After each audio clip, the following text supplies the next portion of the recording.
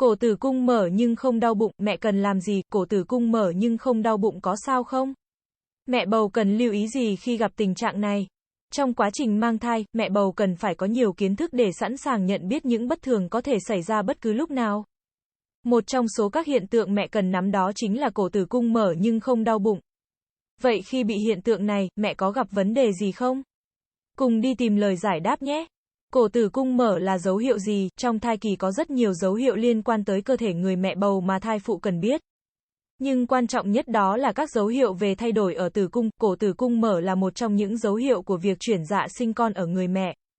Dấu hiệu này thường được biểu hiện bằng các cơn co thắt với thời gian kéo dài khoảng 30 giây. Càng gần giờ sinh, mẹ sẽ càng cảm nhận được các cơn co thắt này tới nhiều hơn. Cụ thể, cứ 5 đến 10 phút lại xảy ra co thắt thì tức là mẹ sắp sinh, cần đưa tới ngay bệnh viện. Tuy vậy, người nhà nên đưa mẹ tới bệnh viện từ trước khi xuất hiện các cơn co thắt tử cung. Thông tin về ngày sinh đã được bác sĩ dự báo lúc siêu âm. Do đó bố mẹ hạn chế để tình trạng nước đến chân mới nhảy nhé. Dấu hiệu đi kèm trong quá trình chuyển dạ đó là xuất hiện chất nhầy ở vùng kín của thai phụ. Nếu tử cung đã mở, chất nhầy này sẽ có lẫn chút màu đỏ của máu. Thậm chí có nhiều mẹ còn vỡ ối luôn tại nhà. Lúc này, một dòng nước khá nhiều sẽ chảy ra từ cơ thể người mẹ. Biện pháp tốt nhất lúc này đó là bạn hãy đưa ngay thai phụ đến bệnh viện nhé.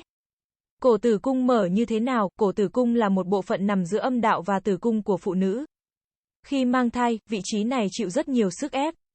Tuy vậy, trong thời kỳ mang thai, cổ tử cung sẽ có thêm một yếu tố bảo vệ gọi là nút nhầy. Nút nhầy giúp cổ tử cung luôn khép chặt, qua đó bảo vệ tốt hơn cho sự phát triển cũng như sức khỏe của thai nhi. Khi mẹ tới ngày sinh nở, nút nhầy sẽ tự bong ra và cổ tử cung cũng sẽ mở rộng. Bạn có thể cảm nhận được những thay đổi rõ rệt trong cơ thể. Đầu tiên là áp lực co bóp ở cổ tử cung, khiến bộ phận này giãn ra và mỏng dần. Quá trình co thắt tiếp tục cho tới khi cổ tử cung được co ngắn lại và gần như biến mất. Lý do cổ tử cung có thể thay đổi đáng kể như vậy là bởi chúng được cấp nhiều nước và máu hơn bình thường. Màu sắc của bộ phận này cũng thay đổi, đồng thời trở nên mỏng và mềm hơn. Nhờ vậy mà cổ tử cung mới có thể chịu được nhiều cơn co thắt hơn khi chuyển dạ. Cổ tử cung có thể mở cực lớn trong giai đoạn chuyển dạ, nhờ đó tạo điều kiện thuận lợi để em bé ra ngoài. Quá trình này sẽ diễn ra như sau: giai đoạn chuyển dạ sớm, cổ tử cung mở từ 0 đến 3 cm, giai đoạn chuyển dạ tích cực. Cổ tử cung mở từ 4 đến 7 cm, giai đoạn chuyển dạ chuyển tiếp, cổ tử cung mở từ 8 đến 10 cm, giai đoạn mở hoàn toàn. Cổ tử cung mở 10 cm, em bé chào đời. Vì sao cổ tử cung mở nhưng không đau bụng? Khi cổ tử cung mở, hầu hết các mẹ đều sẽ thấy đau bụng dữ dội. Tuy vậy, có một vài trường hợp cổ tử cung mở nhưng không đau bụng.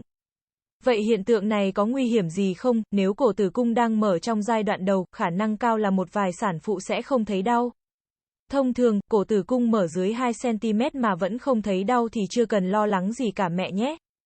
Tuy vậy, nếu cổ tử cung mở to, nước ối đã xuất hiện thì có khả năng có chuyện bất thường xảy ra. Đây có thể là tín hiệu của việc ảnh hưởng hệ thần kinh, do đó người mẹ không cảm thấy đau đớn gì. Tốt nhất là bạn hãy nhanh đến bệnh viện để bác sĩ thăm khám cụ thể hơn. Thông thường, nếu cổ tử cung mở nhưng không đau bụng thì bác sĩ sẽ chỉ định phương pháp gây đau bụng và chuyển dạ sớm cho thai phụ. Chỉ một số ít trường hợp sinh khó mới phải chỉ định mổ lấy thai. Làm sao để cổ tử cung mở nhanh? Cổ tử cung mở càng nhanh thì em bé sinh ra sẽ càng dễ dàng hơn. Do vậy, mẹ có thể áp dụng một vài biện pháp để cổ tử cung mở nhanh hơn như sau. Đi bộ trong 3 tháng cuối thai kỳ. Việc đi bộ sẽ khiến cơ thể người mẹ tập quen với các cơn co thắt nhẹ ở cơ bụng. Khi cơ thể đã làm quen với điều này, các cơn co thắt tử cung sẽ dễ dẫn tới mở cổ tử cung dễ dàng hơn. Ăn thực phẩm thúc đẩy chuyển dạ, ngâm mình trong bồn tắm nước nóng, kích thích đầu vú cho người mẹ. Tiêm thuốc để kích sinh. Hiện tượng cổ tử cung mở nhưng không đau bụng thường khá hiếm gặp và cũng ít có báo cáo về việc nó gây ra vấn đề tai biến gì cho mẹ và bé. Bác sĩ sẽ có những phương pháp tốt nhất để điều trị, đảm bảo an toàn cho mẹ và bé khi sinh nở nhé. Nhấn đăng ký kênh để cập nhật những kiến thức hữu ích nhé. Hành trình bỉm sữa nuôi con khỏe dạy con ngoan.